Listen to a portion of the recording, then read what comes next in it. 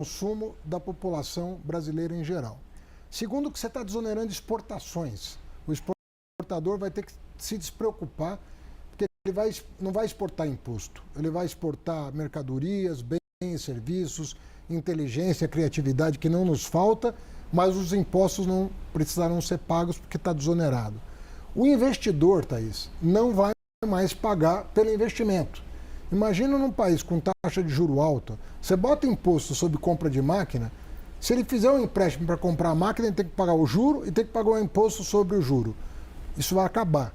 Os impostos serão desonerados de qualquer imposto. Isso vai favorecer muito a nossa indústria, que o ano passado bateu recorde de exportação de produtos manufaturados. 186 bilhões de dólares de exportação de manufaturados. Então nós vamos começar a partir de 2027, porque agora começam os preparativos da inauguração da reforma em 2027, mas o Brasil vai figurar, eu posso assegurar, entre os melhores sistemas tributários do mundo e um dos mais justos e um dos mais eficazes, inclusive para combater sonegação e colocar a alíquota média no padrão internacional, que a nossa alíquota média hoje é a mais alta. Na renda, para não fugir. Na renda, isso. Eu sei, mas não posso deixar de fazer um pouquinho de propaganda do que foi sancionado ontem pelo presidente da República. A renda também tem problemas graves. O imposto de renda no Brasil, ele não é tão progressivo como devia ser, sobretudo porque a população que ganha até R$5.000, hoje nós conseguimos avançar até 2 salários mínimos a isenção, né? Mas há uma promessa feita, inclusive pelo governo passado e não cumprida, que o presidente Lula se comprometeu a cumprir. E para que quem ganha até 5.000 pague menos, pessoas que hoje não pagam terão que pagar um pouco mais. Eu vou citar 2 exemplos para dizer qual é o futuro, né? Eu não posso antecipar a medida que o presidente Lula vai encaminhar para o Congresso, que seria até uma desfeita com os parlamentares. Nós sempre procuramos apresentar para os parlamentares um pouco antes, horas antes de apresentar para a imprensa, por uma questão de deferência. Isso tem funcionado muito bem, porque eles se sentem respeitados e as coisas andam melhor. Mas, por exemplo, eu vou dar... quem tinha dinheiro em paraíso fiscal no Brasil não pagava imposto, era chamada offshore, não pagava imposto. Aqueles fundos exclusivos de famílias, fundos fechados, eram isentos de impostos. Isso mudou para nós começarmos a corrigir a tabela do imposto de renda. Então, o que nós estamos identificando?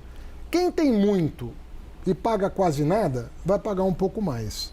Quem tem pouco e está pagando muito, vai pagar menos ou não pagar. Esse é o princípio básico. De dividendos mesmo? A previsão é que você tenha, na verdade, na minha opinião, a regra que nós estamos imaginando é mais inteligente do que essa. O que nós estamos falando? As pessoas de alta renda têm que pagar um mínimo. As pessoas de alta renda têm que pagar um mínimo. Hoje... O que é o mínimo? Eu vou te dizer já. Hoje, você que ganha salário, você que ganha o servidor público, o trabalhador, você é um seletista, você é um estatutário, um funcionário público, você não escolhe pagar ou não pagar imposto. Ele é deduzido na fonte, você tem um desconto na fonte. Isso não acontece com o grande investidor.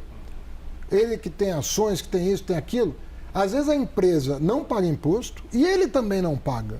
Então ele não paga nem no CNPJ, nem no CPF. Nós estamos identificando esses casos. É uma quantidade pequena de brasileiros. Não dá 0,1% dos brasileiros. Só que é o suficiente para permitir que quem ganha pouco deixe de pagar, buscando a justiça tributária de quem hoje não paga e vai ter que pagar um pouco. Nós nem estamos falando de algo acima do que já se paga na fonte. Nós estamos falando de um imposto mínimo de toda a renda que você ofere. Lembrando que tudo que a pessoa já paga vai ser considerado. É como aquela alíquota que aparece no programa do imposto de renda, a alíquota efetiva, aquilo passaria a prevalecer para toda a sociedade, inclusive o tal andar de cima que o senhor mencionou desde o início do governo, que seria uma área a ser atacada. De fato, estamos chegando ao momento em que o andar de cima vai passar por uma mudança? Eu acredito que é uma fórmula boa, porque nós estamos levando em consideração o que a empresa paga. Percebe? Porque quando a empresa paga os tributos, a alíquota efetiva da empresa está num patamar adequado, eventualmente a pessoa que recebe dividendo vai continuar não pagando. Você percebe? A inteligência da fórmula é justamente identificar quando nem a jurídica nem a física estão pagando. Não é no instrumento, é na pessoa física. No instrumento que eu digo é numa LCA, num dividendo de uma empresa, numa ação? Isso, mas é considerando o que já foi pago. A fórmula considera o que foi pago no CNPJ. Isso é que faz a grande diferença. Porque senão alguém poderia dizer, pô, mas a minha empresa já está pagando, eu vou ter que pagar mais? Fala, mas quanto a sua empresa está pagando? Se a tua empresa efetivamente está com uma alíquota efetiva de acordo com o padrão, você vai continuar isento, porque a tua empresa está pagando. Mas se nem a tua empresa está pagando, nem você que está recebendo dividendo está pagando, se ninguém está pagando, essa operação que está dando lucro, aí tem que incidir em imposto de renda. Então, a Receita continua fazendo as simulações, porque nós queremos entregar um projeto o mais redondo possível, que certamente vai ser objeto de debate no Congresso Nacional. Vai ser objeto de discussão. Isso vai valer, se aprovado esse ano, para 2026, mas eu acredito que nós possamos fazer, num país que é muito desigual como o nosso, nós estamos entre os países mais desiguais do mundo. Então, com neutralidade fiscal e na busca de justiça tributária, eu acredito que nós temos que fazer um esforço para encontrar uma fórmula. Mas em termos técnicos, ministro, como é que a gente conseguiria colocar uma marca d'água nos reais que saem do lucro de um CNPJ que tem uma alíquota para um CPF? Como que esta marca d'água passa do CNPJ para o CPF? Eu não quero te antecipar mais do que eu já te antecipei, porque a Receita está terminando as simulações que eu e o presidente pedimos para aperfeiçoar uma regra que nos pareceu inconsistente. E nós pedimos uma revisão dessa regra no final do ano passado. A Receita está fazendo o trabalho para nos entregar a resposta para que nós possamos tomar uma decisão o mais rapidamente possível. Nós queremos fazer esse aperfeiçoamento e, na minha opinião, não é possível que um brasileiro que estuda o tema, intelectualmente honesto, negue que nós temos que corrigir as distorções, assim como nós fizemos com o imposto sobre consumo, fazer em relação à renda. Para caça às bruxas, não tem nada disso. Ninguém está querendo nada que não seja justiça. E outra, os empresários vão se manifestar, quem tem alta renda vai se manifestar, quem tem baixa renda vai se manifestar. Nós queremos buscar justiça e neutralidade. Ou seja, um jogo de ganha-ganha. Vamos fazer isso com cautela, como fizemos com o imposto sobre consumo. Nós fizemos com muita cautela. O Brasil vai ter uma alíquota média equivalente à dos países desenvolvidos. Obviamente que a alíquota máxima do Brasil, em função das exceções, ela cresce, a máxima, mas a média vai ser compatível com o que tem de mais moderno no mundo hoje. Ministro, a Thaís... Eu sei que a oposição já está falando, mas o Brasil vai ter a maior alíquota do mundo. A alíquota que conta é a média. Se carne você paga 0 e outra coisa você paga 25, a média não é 25. Porque tem muitos bens de consumo que terão o seu imposto zerado. E de consumo de larga escala. Quando você fala de carne, comida, remédio, é a população inteira consumindo. E não vai pagar nada. Outros vão pagar uma alíquota de 12%, outros vão pagar uma alíquota... Mas a média vai estar compatível com o que tem de mais moderno no mundo. Ministro, a Thaís Herédia vai te fazer uma pergunta, mas eu quero só lembrar para vocês que estão nos assistindo que essa entrevista está em transmissão simultânea com CNN Mania, né, Fernando Nakagawa? Obrigado. Thaís. O pai do Mani está aqui, O pai do Mani tem que está lembrar. aqui, exatamente, Thaís. Ministro, eu quero falar um pouco do ambiente desse debate todo que o senhor vai travar aí sobre a renda, né, que não vai ser só sobre a renda. E aí eu quero tocar especificamente no que a gente está vendo nos últimos meses. Fazer uma pergunta sincera para o senhor. O que está acontecendo, ministro, de setembro para cá? O governo parece ter perdido a rédea. O que vocês falam, a população não acredita, vide a crise do PIX. O que vocês fazem, o mercado financeiro não acredita, o investidor não acredita, vide taxa de juros que o Tesouro está pagando para financiar a dívida. O que está acontecendo? A crise de confiança escalou para a credibilidade. Como é que vocês vão sair disso? Tá.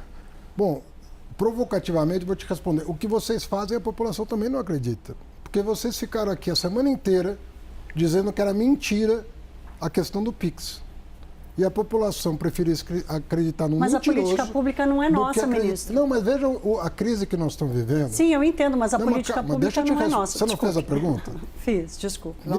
Se você quiser complementar... Não, é só fazer esse complemento, que a política pública não é da imprensa. Sim, né? mas o trabalho de informar é de todos nós.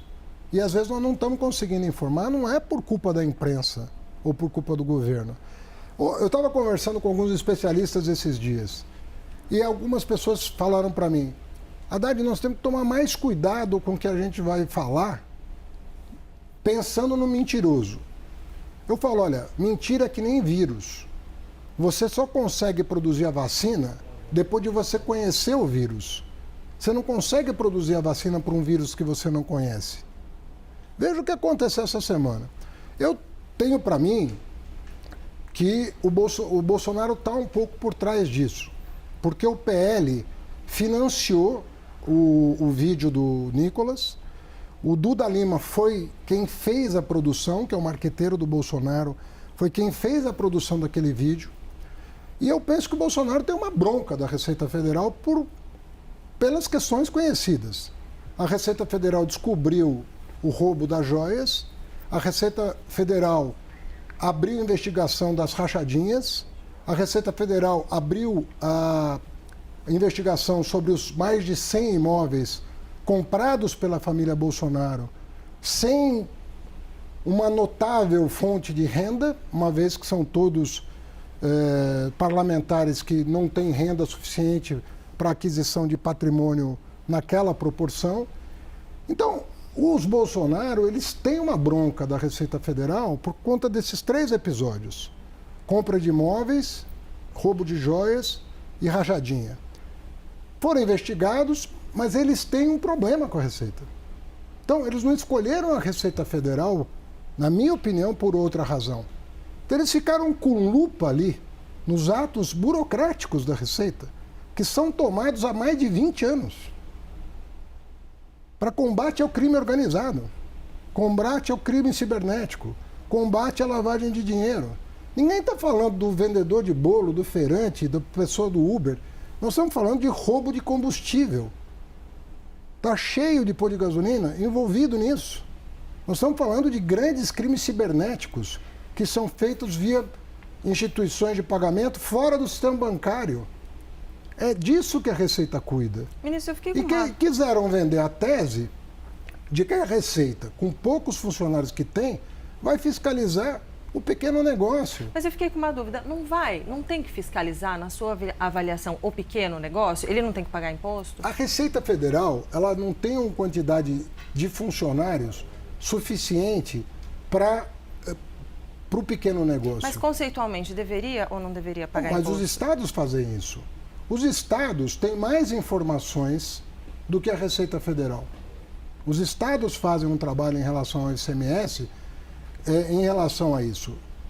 Você pegar aqui o fisco de São Paulo, de Minas Gerais, do Rio Grande do Sul, de Goiás, do Rio de Janeiro, eles fazem esse trabalho. E recebem todas as informações que o Nicolas criticou.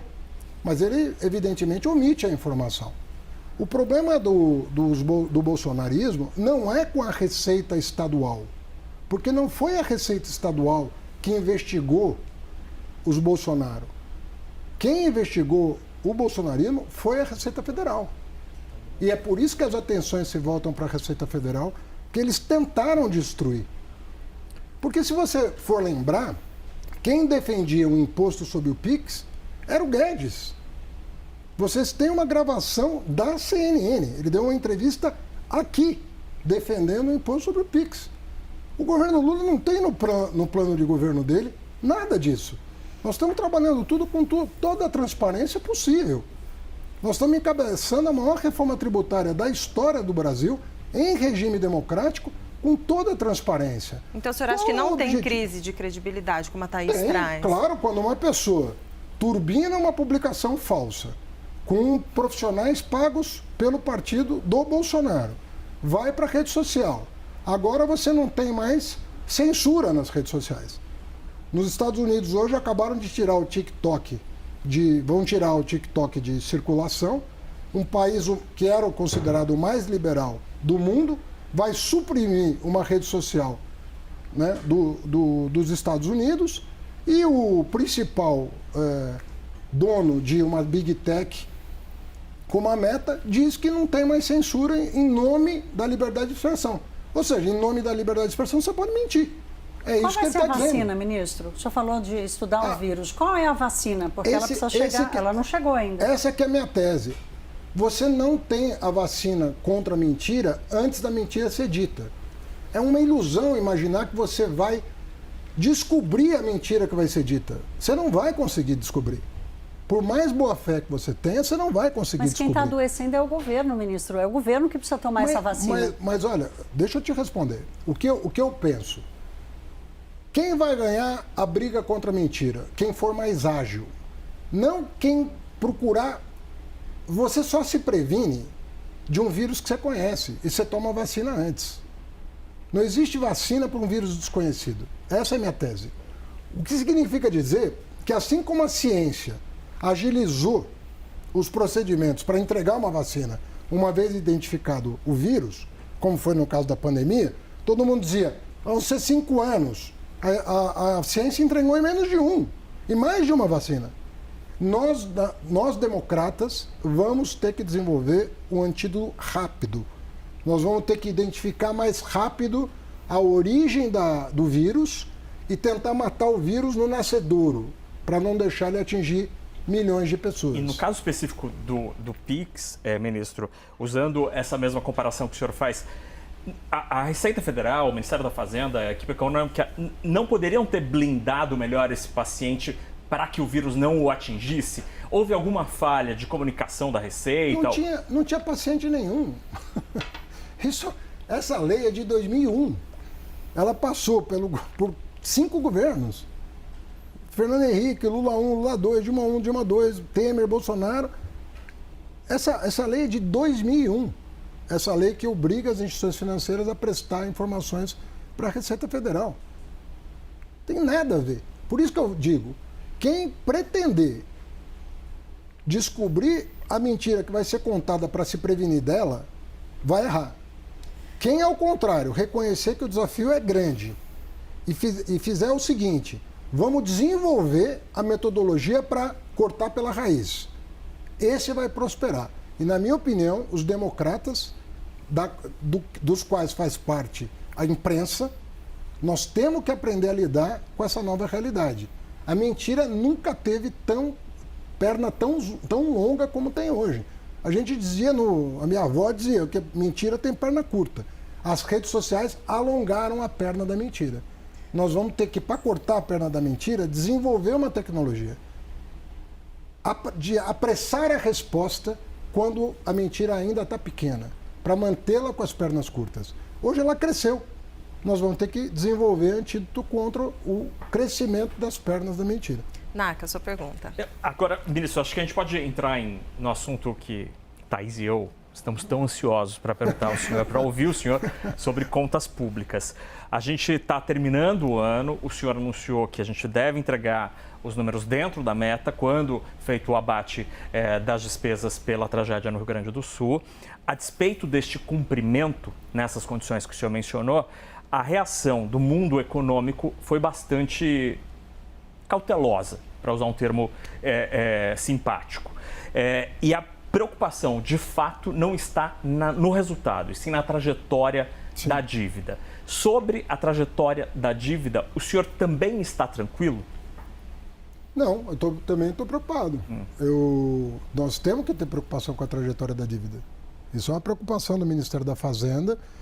Agora, eu tenho que fazer também algumas considerações sobre as projeções que são feitas e nem sempre se verificam, né? Porque O crescimento projetado no começo do governo do presidente Lula era de 0,8 no primeiro ano e 1,2 no segundo. Nós crescemos 3,2 no primeiro e provavelmente 3,5 no segundo. Quer dizer, nós crescemos quase 7% em 2 anos, contra uma projeção de 2%. Então, vamos lá, vamos com um pouco de calma. O déficit do ano passado, que foi 0,1%, estava previsto em 0,8% no começo do ano, antes do Rio Grande do Sul. E nós não íamos faltar ao Rio Grande do Sul diante daquela tragédia. E ninguém contestou o governo federal.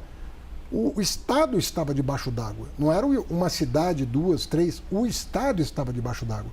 Nós investimos no Rio Grande do Sul alguma coisa em torno de 40 bilhões de primário, de gasto primário, mais de 30 bilhões de gasto primário, fora o financiamento subsidiado, que foi o dobro disso. Então, além de não pagar a dívida até o final do mandato, além da renegociação da dívida do Rio Grande do Sul que foi feita, tudo para ajudar o Estado a se recuperar. E o Estado está se recuperando, graças à ação do governo federal. Então, fizemos um pacto federativo, nem sempre, vamos dizer assim, reconhecido por razões políticas, que eu entendo. Tem pessoas que são mais à direita, mais de centro, natural a disputa política. Não era assim no passado. Não era assim no passado. Eu me lembro quando o presidente Lula, diante aqui da necessidade do governo do Estado de São Paulo aumentar os investimentos, o governador Serra vendeu para o Banco do Brasil a nossa Caixa. E o Lula abençoou a transação, sabendo que isso ia favorecer o Estado governado pelo Serra, do partido de oposição, e nunca fez esse tipo de conta.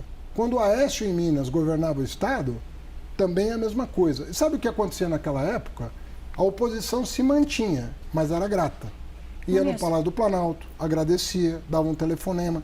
Era uma política mais civilizada.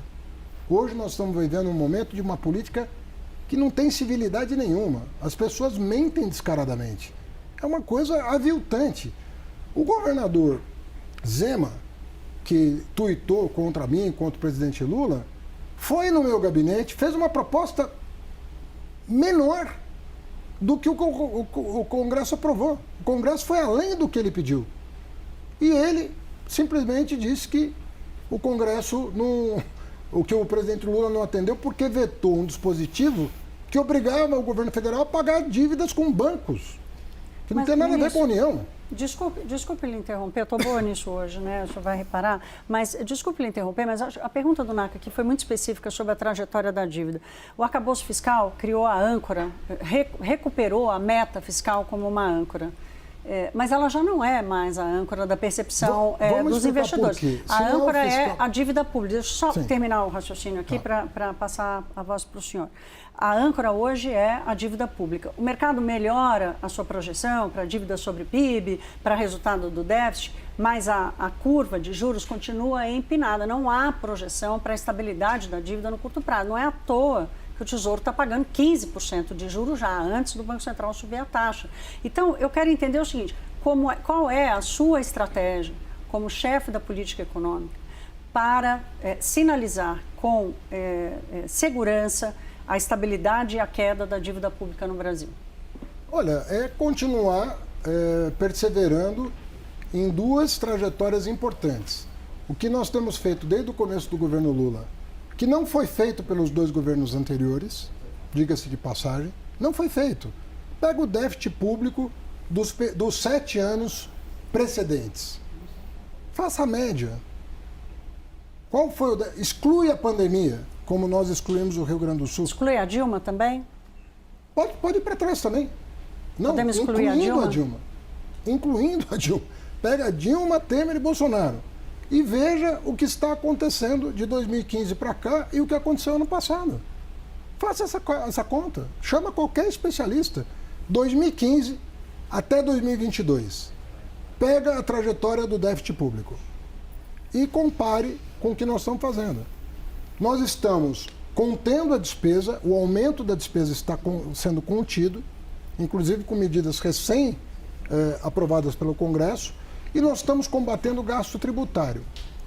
Eu sei que incomoda quando eu falo isso, mas eu sou obrigado a falar. Se as medidas provisórias do ano passado não tivessem sido devolvidas quando anunciado, não tem como não ter. É porque eu acho porque eu tenho uma demanda para entender. É que vocês, com razão, querem uma antecipação de coisas que eu não posso fazer. Exatamente. Mas o meu trabalho e o trabalho da minha equipe é todo dia, todo santo dia, a gente chega às 8 da manhã, sai 8 da noite, você conhece a minha jornada de trabalho, pensando em fórmulas de melhorar o ambiente de negócio, que aí é a reforma tributária, a reforma do crédito, reforma lei de seguro, transformação ecológica, biocombustível, o que você quiser. É um ambiente de negócio. E a outra tarefa é arrumar a bagunça que nós herdamos do governo anterior. Porque quando às vezes as pessoas falam em corte de gasto, deixa eu dizer uma coisa para vocês. Tem gastos que foram contratados no governo anterior e que não foram pagos. Vou dar um exemplo meritório. O Fundeb foi multiplicado por 2,3. Saiu de 10% para 23%. Com apoio do PT. Eu falei meritório. Você não tira só para pontuar. Palavras da minha boca. Só para pontuar, eu disse ministro. meritório. O Fundeb é uma conquista do governo Lula. Então vamos combinar. Nós, quando botamos 10% lá, eu terminei o meu mandato no MEC com tudo pago. Eu não deixei nada para o meu sucessor. E podia ter deixado, porque meu sucessor foi do mesmo partido que eu. Mas não deixei. Quem está pagando o Fundeb é este governo, não é o governo anterior que o Congresso atropelou para pagar. O nível de emendas parlamentares herdado, nós estamos pagando. Com toda essa dificuldade envolvendo o Supremo, envolvendo o Executivo, envolvendo o Legislativo. Essas contas todas estão sendo pagas agora. E foram contratadas no governo anterior e às vezes estão na Constituição. Quer dizer, como é que você vai? Você tem que correr atrás para organizar. Os precatórios, o calote dos precatórios. É muito fácil arrumar conta dando calote. E começar a dar calote aqui, fica fácil arrumar a dívida. Você não paga. Nesse esforço de correr atrás, ministro, caso essas medidas de gasto tributário, né, de contenção do gasto tributário a que o senhor se referiu, que não avançaram no Congresso Nacional, tivessem sido aprovadas, esta cobrança mínima do imposto na pessoa física não seria necessária? O Ministério da Fazenda está indo atrás da pessoa física porque o CNPJ continua gozando deste benefício? Não, porque tem alguns benefícios que têm que ser mantidos. Pela estrutura tributária brasileira, eles têm que ser mantidos. O que você não pode é abusar da forma, como se diz no direito. Você usar um expediente formal, previsto em lei, para enriquecer, sendo que aquele dispositivo formal foi criado para atender uma determinada parcela da população. E a pessoa usa aquilo para se beneficiar por planejamento tributário. Isso não é correto. Simplesmente não é correto. Agora, quem vai dar a última palavra não é o presidente Lula, o ministro Haddad, ninguém. É o Congresso Nacional. Tudo isso tem que passar pelo Congresso.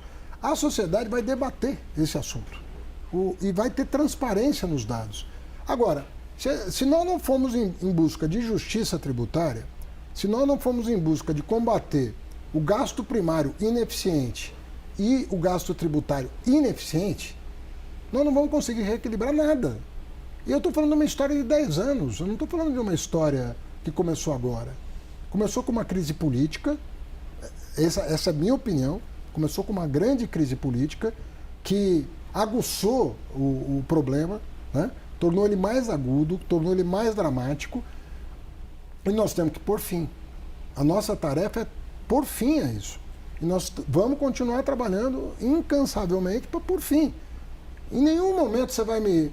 Você veja que, apesar dos resultados da política econômica, um governo que bota o desemprego na mínima histórica, um governo que coloca a miséria na mínima histórica, o crescimento como há muito tempo não se vê.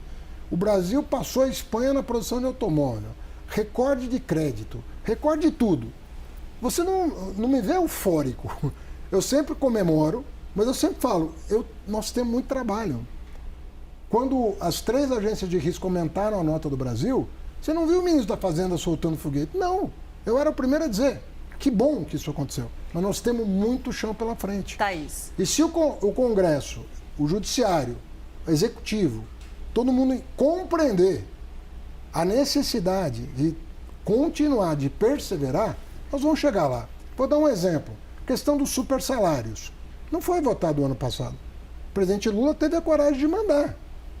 Porque muita gente fala, não, o presidente não vai ter coragem de mandar porque vai assolar os ânimos no judiciário. O presidente mandou, por uma questão de moralidade pública. Ah, não vai mexer com o militar. Mandou. Inclusive, eu negociei diretamente com os comandantes das forças, na presença do ministro Múcio.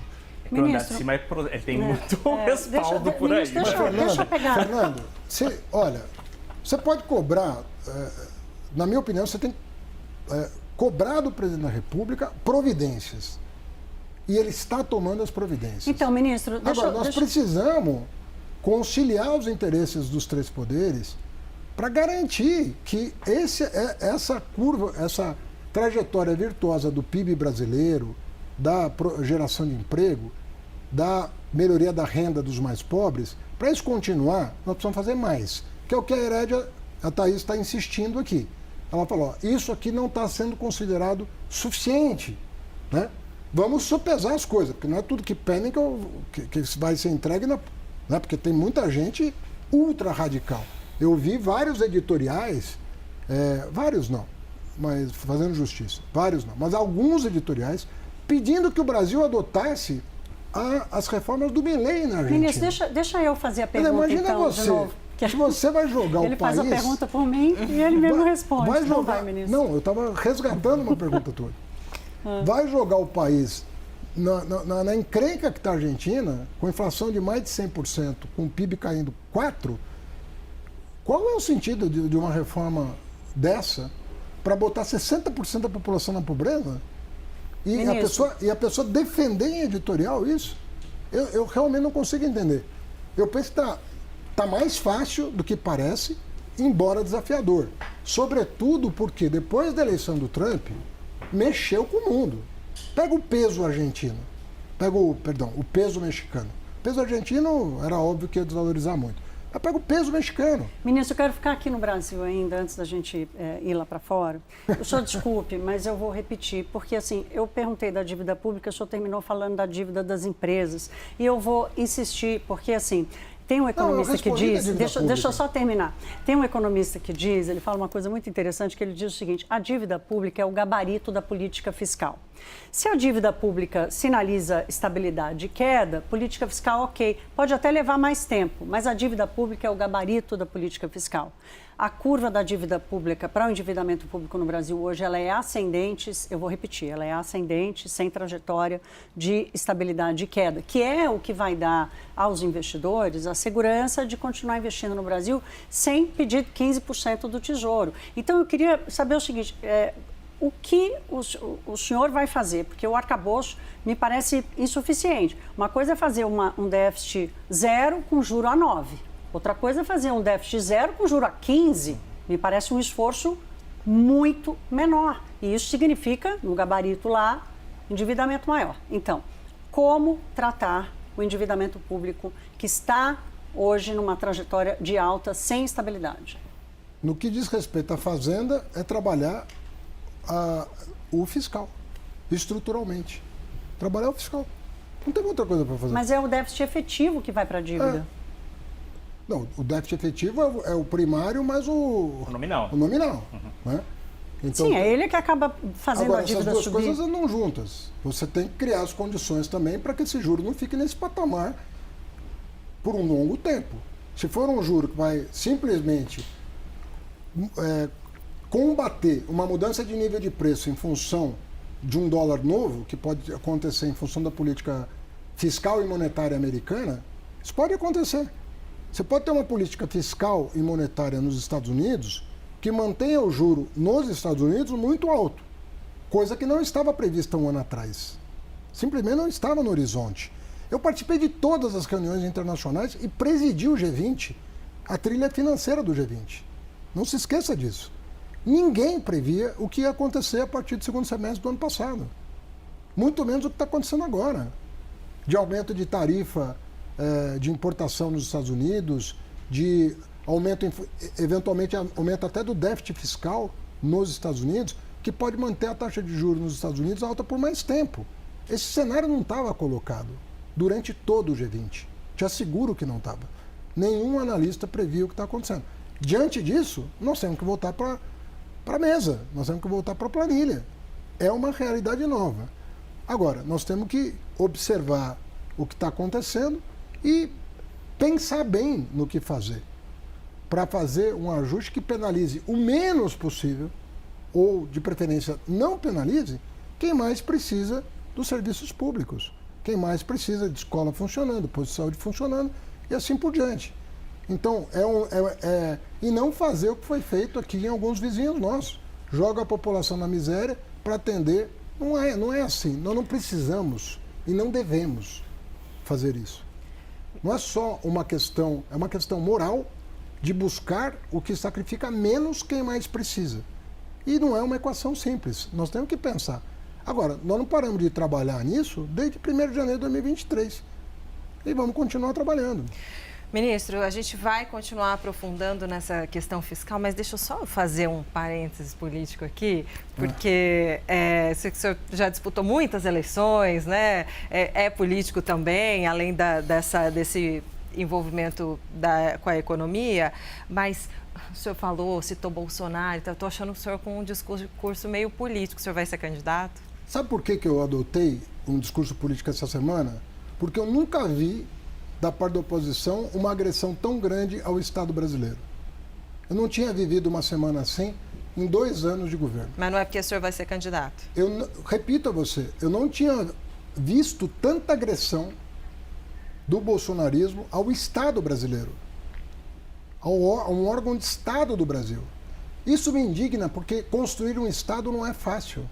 Construir um Estado digno da população não é simples. E quando você retrocede nisso, é muito grave. Eu entendo muito essa indignação. Eu fui ministro da Educação durante 7 anos. O que aconteceu no governo Bolsonaro na educação vai demorar quanto tempo para se recuperar? Se você não tiver a capacidade de se indignar em relação a isso, você não quer do Brasil. Eu entendo essa sua indignação. Então eu não estou pensando em política eleitoral, eu estou pensando na grande política. Estou pensando assim, eu quero viver numa sociedade decente. Eu quero que o Estado atenda a população que mais precisa. Eu quero um Estado eficiente. Quando alguém concorre contra isso, a pessoa não é um adversário político. Ele é um inimigo do país. O que foi feito essa semana é uma coisa contra o país. E quem está dizendo isso é o secretário de Receita Federal do governo Bolsonaro. Ministro. Que deu depoimento dizendo que o que a Receita estava fazendo estava certo. Ou seja, nós estamos vivendo uma realidade paralela. Agora, querem impedir o Lula, o presidente Lula, de reconstruir o que eles destruíram? É isso que eles estão querendo? E querem que nós apareçamos aqui? Eu vou falar. A gente quer trabalhar com transparência, com democracia. Nós entendemos quando o Congresso não atende 100% do que o Executivo precisa, é normal. Isso vale também para o Judiciário, isso vale para o Executivo. Às vezes o Executivo também erra. Normal, isso é humano. Errar é humano. As pessoas, às vezes, com as melhores intenções, cometem erros. A sabedoria está em corrigir rumo, procurar caminhos. Agora, quando é má intenção, aí nós estamos falando de outra coisa. Ministro, absolutamente entendi, né? Cada ponto da sua ponderação, da sua indignação, eu entendo. Então, vou desvincular a pergunta e vou fazer outra pergunta desvinculada dessa indignação. O senhor vai ser candidato em 2026? Não vou ser. A nada? Não vou ser candidato. Senador? Não vou ser candidato. Presidente da República? Deputado? Olha, Governador de São Paulo? Quando começou essa confusão no Brasil, foi em 2013. E você sabe que 2012 foi minha primeira eleição. Nunca tinha concorrido a nada. Não, a gente sabe o seu histórico. Conta pra frente, ministro. Depois de 2013, tudo o que aconteceu, sobretudo com o presidente Lula, a quem eu assisti o quanto eu pude, não só por lealdade, mas por conhecimento do que estava acontecendo, eu falei, eu só vou sossegar a hora que o presidente Lula puder concorrer e ser julgado pela população, pelo que aconteceu. Ele foi julgado. Então, eu estou muito tranquilo, mas muito tranquilo, que O trabalho que foi feito pelos meus companheiros todos, pelo PT, que amargou por todo mundo, por todos os partidos progressistas, independentemente de petismo, PSB, PCdoB, PV, todo mundo que se juntou para defender a democracia, eu fiquei muito feliz com a volta do presidente Lula ao poder. Então, eu não tenho intenção de ser candidato em 2026. Nem a presidente, nem a governador, nem a senador? Nada? Não.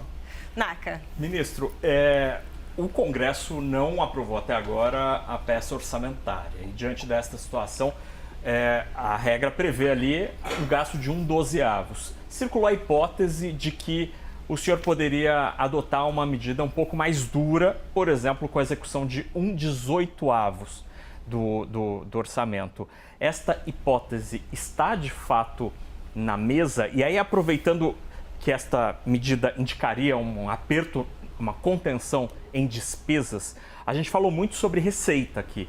Que tipo de medida poderia ser adotada, independentemente da aprovação ou não do orçamento, para despesas para além das tributárias, as primárias? Olha, o que nós aprovamos no ano passado já nos permite uma contenção bastante razoável. Então, nós precisamos regulamentar o que foi aprovado para executar aquilo que o Congresso autorizou.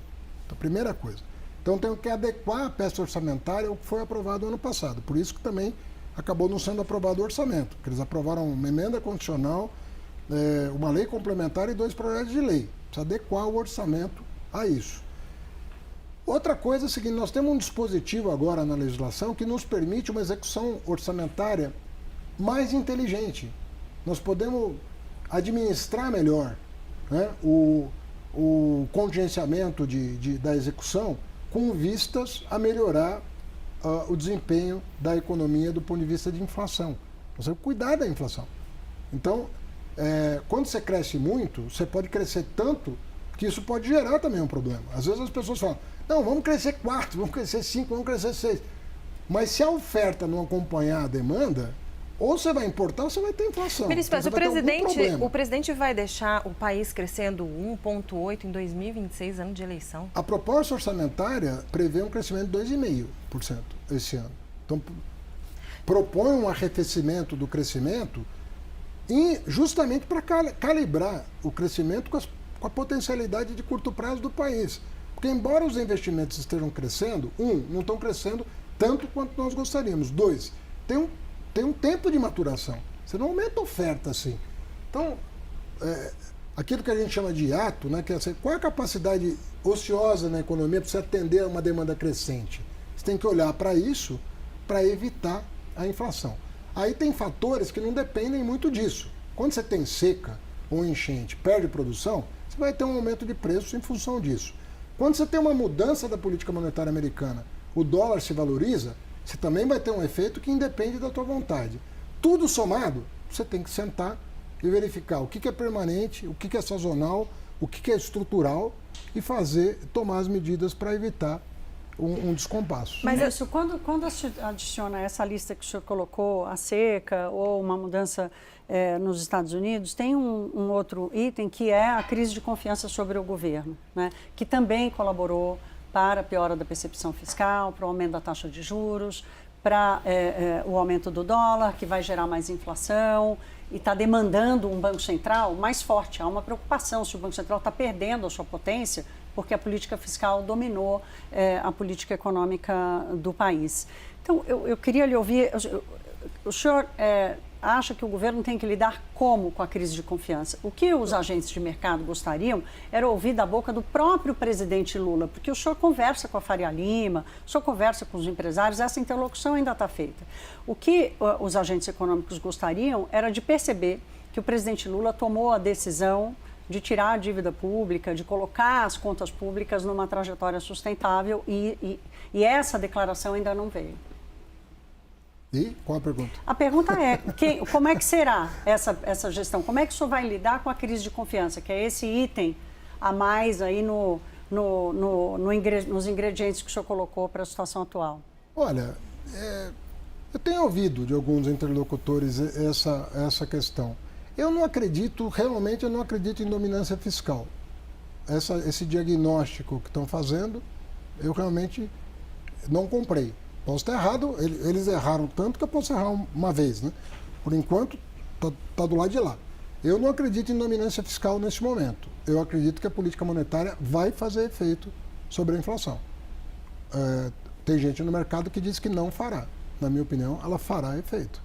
Então nós vamos ver nos próximos capítulos dessa novela se a política monetária autônoma do Banco Central, porque as pessoas debatiam, será que vai ser autônomo? A maior prova de autonomia do que essa é impossível. Mas você acha que o presidente Lula tinha que ser mais ativo? Ele tinha que assumir esse discurso pela política fiscal? O presidente Lula, na minha opinião, com muita razão, estranha um pouco o fato de que uma pessoa que governa 10 anos um país, governou 8 mais 2, tem que ficar provando que tem responsabilidade fiscal. E ele fala, nós vamos fazer o que for preciso para entregar o país melhor.